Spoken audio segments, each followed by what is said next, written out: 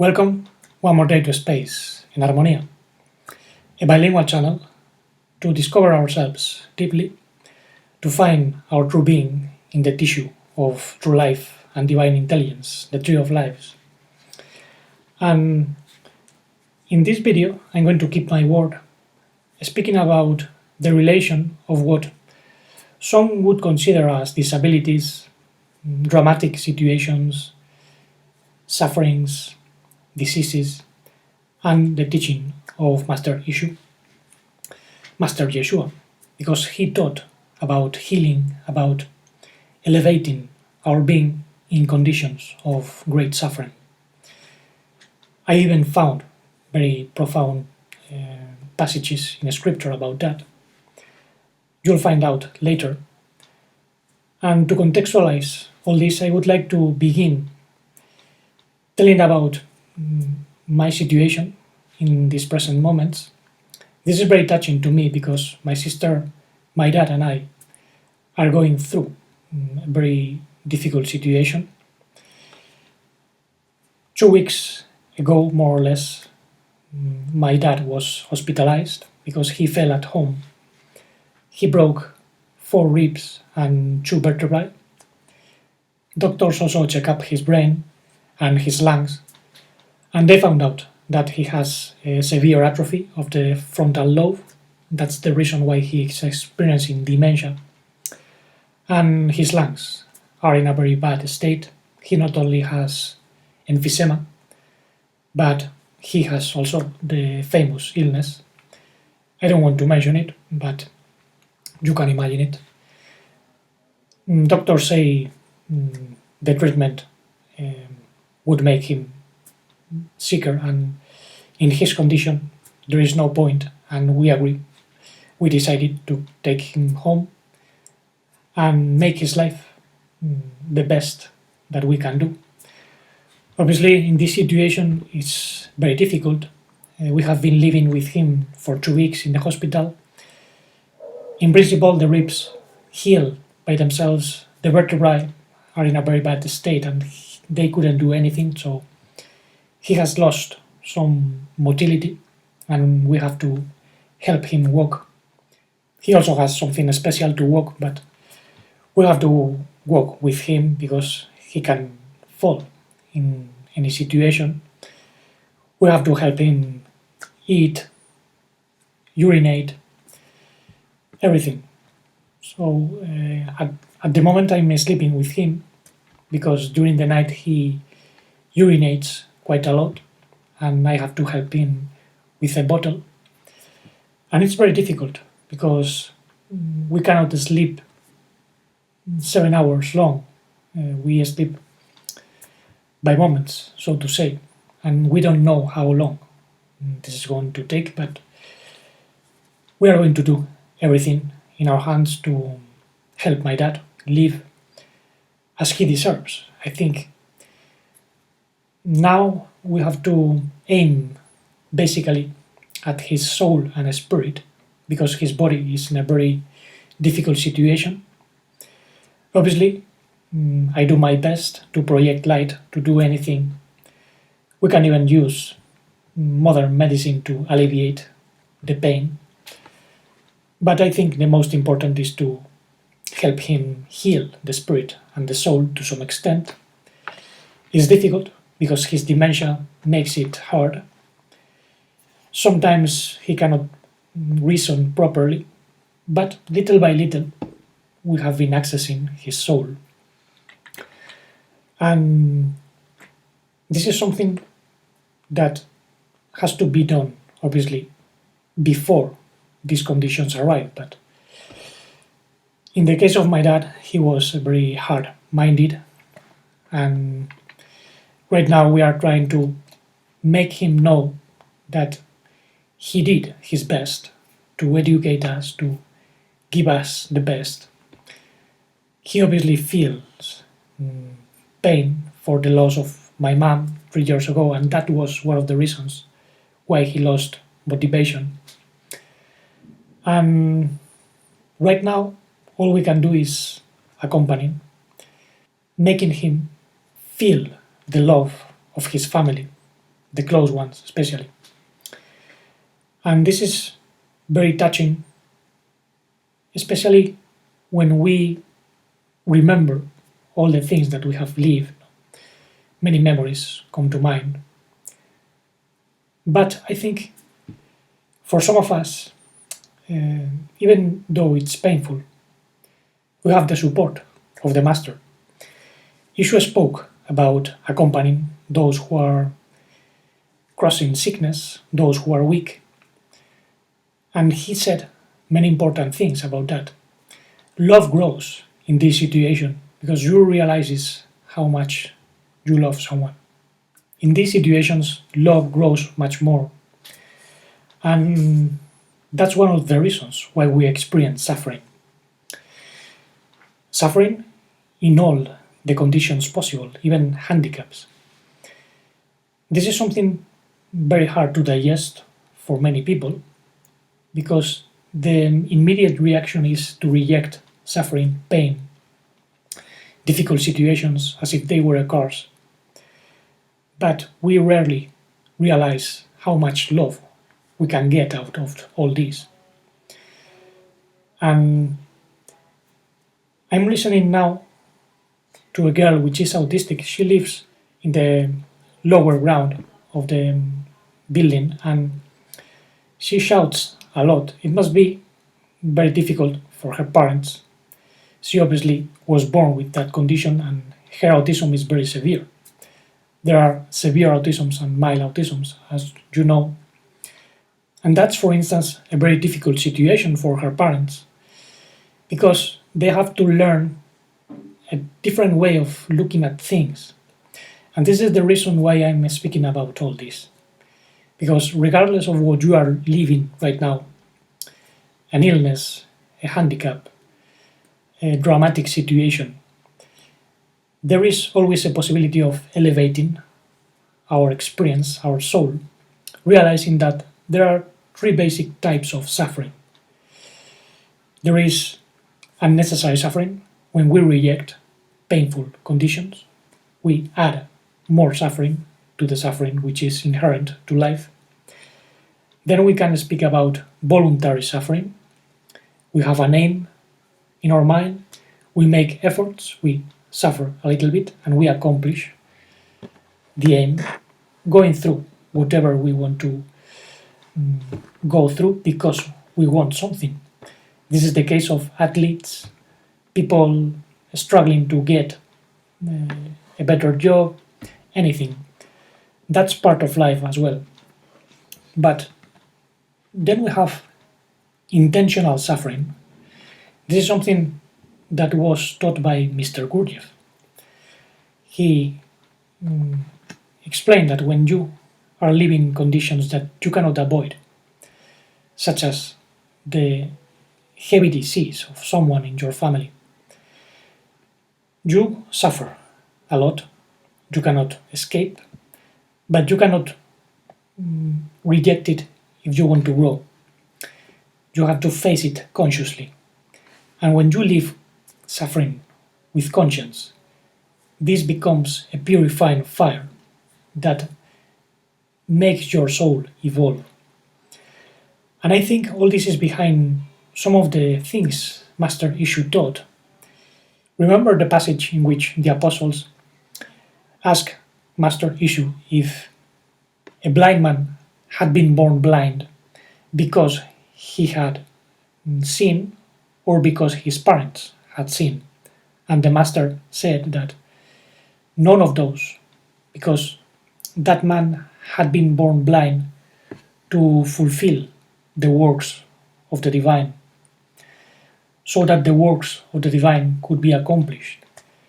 And this is very interesting because this means that even when someone is born with a so-called disability, or when someone is experiencing something dramatic or tremendously painful, there is a deeper meaning in that.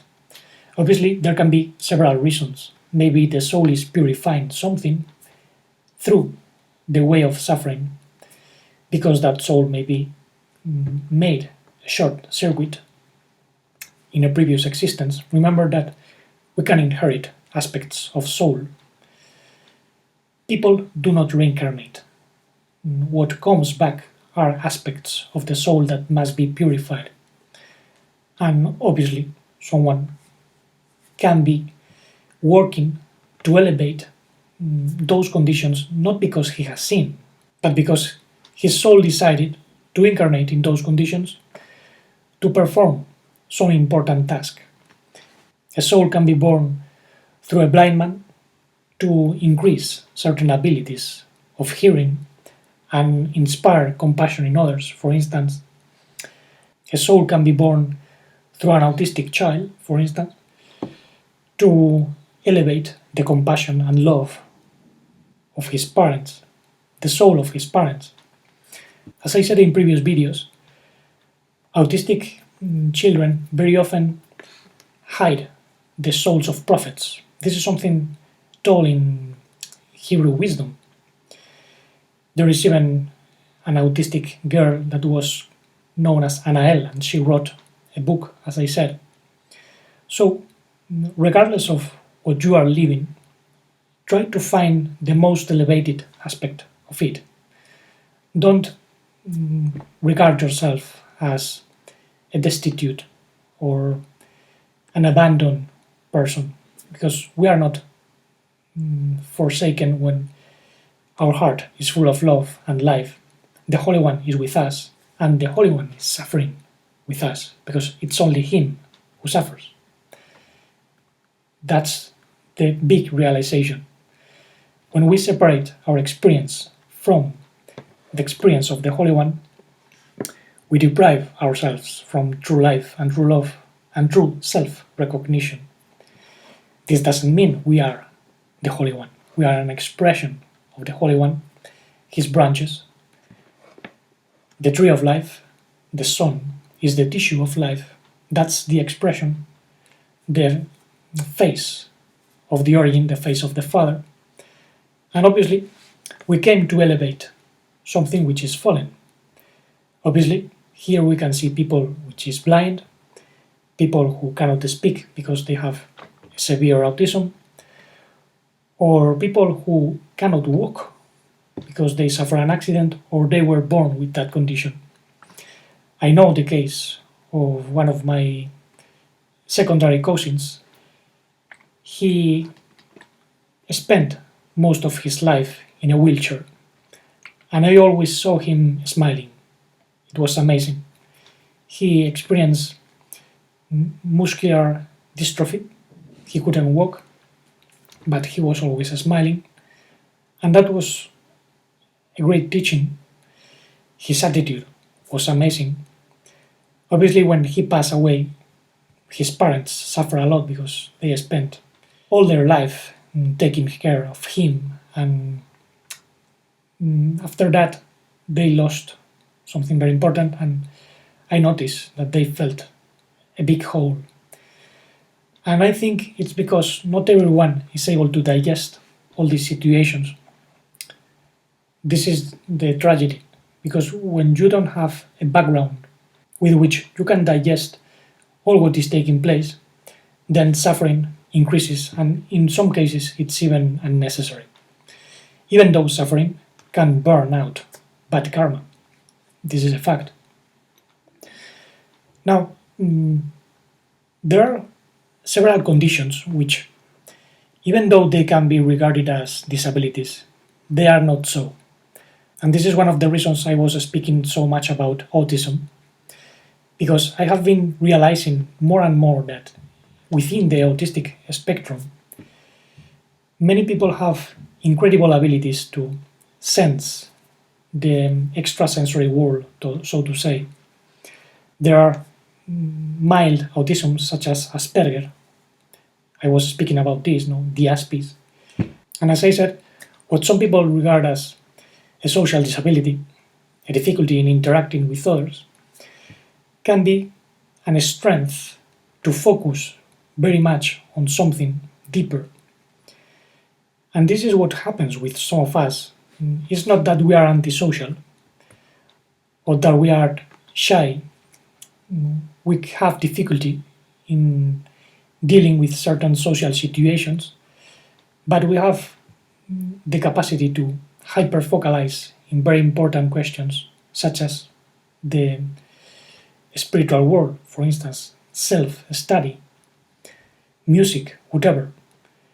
So, in this sense, when you don't develop your soul, obviously you can end up experiencing a disorder. This is why some speak about the autistic disorder, and many people are diagnosed with the disorder associated with autism, but this is because psychology doesn't understand that in many cases we are dealing with higher gifts or with higher souls incarnating through bodies that can seem handicapped or very strange. And this is very important, to respect the condition you have, whatever it is. Not to blame yourself for being like this or like that, or not to regard yourself as ugly, handicapped, retarded, because there are some aspects of the mind that cannot work properly in this society. And I see how my mind finds it difficult to make sense of many things of the social life, so to say. And that's one of the reasons I was not able to keep a regular conventional job for long. I cannot work like most people. And I am very straightforward. Sometimes this is very shocking to most people. That's an aspect of the Aspis, by the way, and that's one of the reasons why I think I would be probably diagnosed with that condition. But I don't think it's a disability. And obviously, we have to take advantage of what you have. I have been discovering that the brain of those regarded as autistic works in a different way, and in some cases, there have been reported communication with animals, communication with deeper spheres of being. So maybe some souls came here to bring a transformation of suffering in the most radical conditions, because the earth is suffering, it's going through the birth pangs until the sons of the Divine One are born. When those souls are fully born from the water and the spirit, the earth will be fully transformed, at least within, because we are going into another earth. And some members of the autistic community even unveiled that they are in contact with the new earth.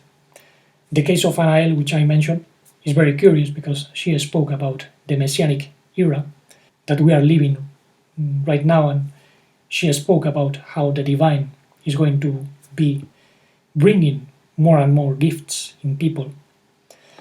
And this is important to transform all the suffering, all the madness, which in most cases seems meaningless. Now, to wrap up this video, I would like to add several passages which are very powerful in regard to all this situation. One of these is found in 1 Corinthians chapter 1, versicle 27. There we read, "But God chose what is foolish in the world to shame the wise."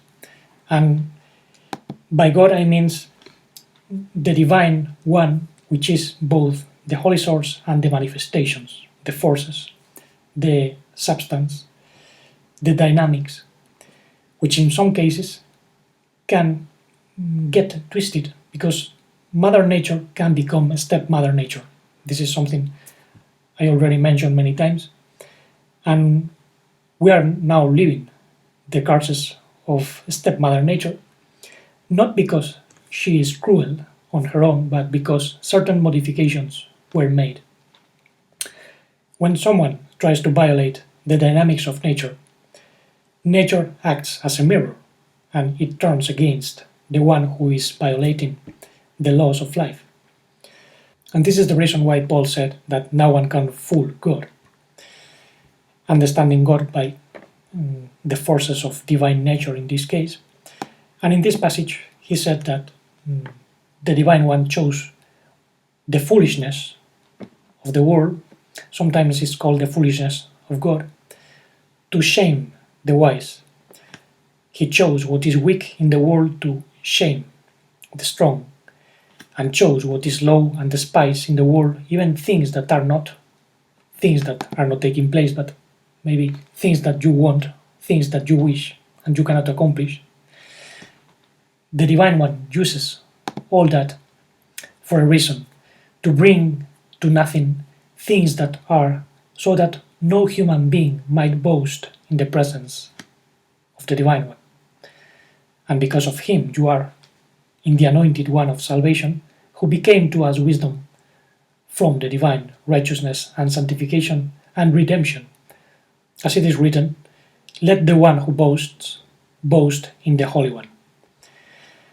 This is very profound, because what we understand as wisdom in many cases is true foolishness, and vice versa. What many people think are conditions of foolishness, disabilities, can hide a lot of wisdom. Take, for instance, the case of autistic children that are able to communicate with animals better than anyone else, using non-verbal language. And the same goes for weakness. Some people might seem weak, but they are very strong. They are able to undergo great suffering. And those who boast of being very strong very often are very weak inside. This is why they have to presume with muscles and all these things. And behind every weakness, there is a strength. You can find that in the Sephirotic tree. The 6 middle virtues, Chesed, Geburah, Tiferet, Netzach, Ori, Yesod, can be in a positive or negative state. Chesed is mercy, but if you are excessively merciful with yourself, you are self-indulgent. You can be strong, but if you try to control and exert your power violently, you are in a negative, destructive way. If you are beauty, but you forget about that beauty, you can find the artificial beauty of the world, which is in the end destroyed. It ends up in ugliness. Netzach is victory over the emotions, success, but you can experience anxiety and a sense of failure if you are not realizing that you are successful right now, regardless of your situation, always provided that you are aware of yourself. And the same goes for the mind. The mind in Or can find the truth, but too much analysis is paralysis. And Yesod is a vital energy which can reproduce life, but when we don't transform the energy and don't help it be elevated, it becomes a curse. Depression, sadness, lust, uncontrolled imagination. So everything has two poles, and this is the wisdom of God, if you wish, the wisdom of divine nature, the poles, the dynamics of the poles. And this is why Paul used also an expression which is very important, dynamis in Greek. If you go to 2 Corinthians 12:9, you'll read, my grace is sufficient for you, for my dynamic force, my dynamis, is made perfect in weakness. Therefore, I will boast all the more gladly about my weaknesses, so that the power of the Anointed One, the Christos, may rest on me. So when we recognize that there is a strength, a possibility of love behind conditions of suffering, weakness, then we can realize the Messiah in ourselves, the understanding. Because Messiah means understanding, true conscience that unites wisdom and understanding, not just knowledge or belief. And this is important to make suffering intentional, to elevate everything by means of love, accompanying others, especially those who are suffering, those who are in need, those who cannot take care of themselves anymore because of a physical condition. And this is the reason why those who are experiencing handicaps or difficult situations are somehow contributing to open the heart of those around. Because we can experience more love, as I said, when you realize that others are suffering and are in need. And this is the reason why we should be very patient, be a therapist. Therapeutai means those who accompany. And this is the reason of this channel, to be a support for others. I regard myself as a guide, therapist, and I do it through music, language, anything related to communication, the logos, which must be divine. And to wrap up all this, I go to Jacob 1:19. You'll find it by James, which didn't exist as such in real life. And Jacob says, "My beloved brethren, every man must be quick to hear, slow to speak, and slow to anger, for rage does not bring the justice of the divine." So we have to be listening, keep some of our words, which can be darts for others, and help others overcome resentment, hate. We must help others heal the spirit and the soul. Even if the body cannot be healed, the physical body, the soul and the spirit can be liberated. And this is something we are doing with my dad right now. We told him that he did his best to educate us, to help us, so that he can go in peace. And we don't know for how long we will be with him, so for us it's a very special situation. And for now, thank you very much for listening with attention.